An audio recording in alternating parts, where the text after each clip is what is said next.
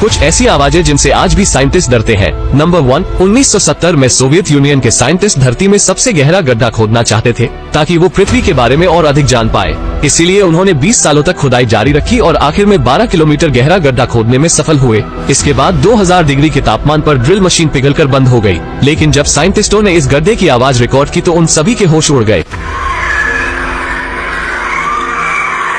Number 2, 2003 में Chinese astronaut यांग ली अंतरिक्ष में भेजे गए चाइना के सबसे पहले अंतरिक्ष यात्री बने। लेकिन अंतरिक्ष में पहुंचने के बाद उन्होंने बाहर से स्पेसशिप को खटखटाने की आवाज सुनी। ये आवाज ऐसी थी कि मानो कोई आयरन बकेट को हैमर से मार रहा हो। लेकिन उससे भी ज्यादा डरावनी बात ये थी कि अंतरिक्ष में तो कोई हवा है ही नहीं, तो ये आवाज उन्हें कैसे सुनाई दे रही थी।